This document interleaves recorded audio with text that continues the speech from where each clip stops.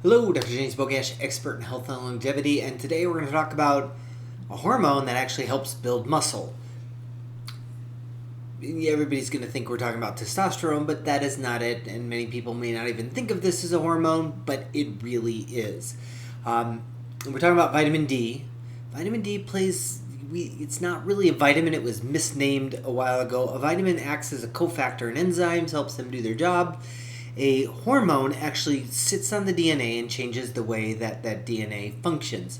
And vitamin D is a hormone that changes the way our DNA functions. And there's a long list of things that vitamin D has been attributed to. Some things more powerful than others. I don't think it plays a really big role in diabetes control or high blood pressure, despite there have been some studies showing some small effects. Immune balance is huge, and bone density in the long run, and cancer. Those are probably the three biggest. However, we have known for quite a while that vitamin D plays some type of a role in muscle building. And not only in animal studies, but in human studies, especially in teenagers, we've seen that vitamin D supplementation can actually help add muscle mass.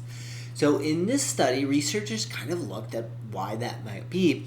And to understand that, we have to look at two different hormones. The first one is myostatin, which is a hormone produced in muscle cells that inhibits muscle growth. So it kind of suppresses it. It keeps not having or inhibiting myostatin actually can increase the number and size of fibers. So myostatin is designed to keep things under control and keep us from becoming some big, huge monster.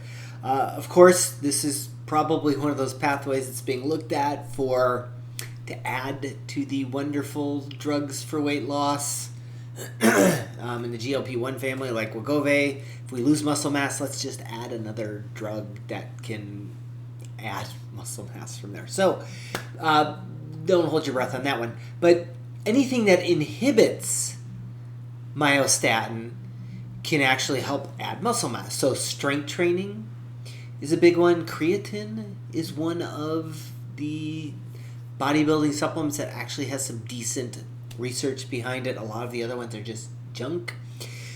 And so in this study, they looked at high-dose vitamin D. Didn't define, it was based on mice, but I usually consider high-dose vitamin D usually around 6,000 or more.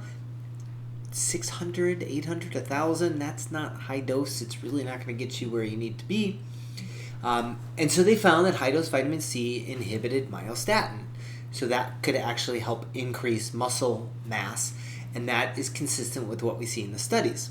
The other hormone is leptin, which is a hormone released by fat cells. And leptin's kind of designed to keep us on an even keel. So since it's released by fat cells, when we have more fat cells, it will actually decrease hunger and slows down or speeds up our metabolism so that it can bring us back down to a weight. When we have less fat cells, we have less leptin, our hunger may go up, and our metabolism may come down, just to kind of keep us balanced. Lots of concerns with leptin resistance. A lot of our lifestyles today affect that, and that's how, in general, our fat content should be regulated, but our lifestyles completely throw that off kilter. But they found that in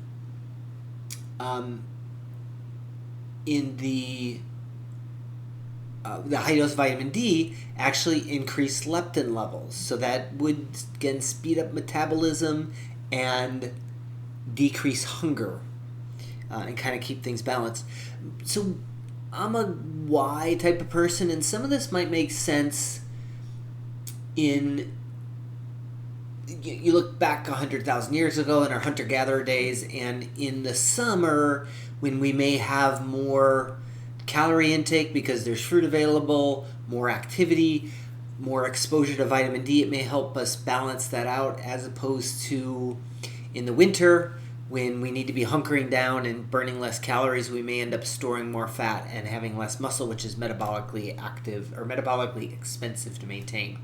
But regardless of what the mechanism may be 100,000 years ago, the data, just like everything else, supports a decent dose of vitamin D. It still surprises me how many people do not take vitamin D, especially darker skinned individuals. We're completely missing the ball on public health on that one if patients come into my office and are not taking vitamin D, especially when they're darker skinned. So, as always, I will post a link to this particular study in the description. Make sure you like this video, share it with somebody who you think needs the information, and subscribe to the channel.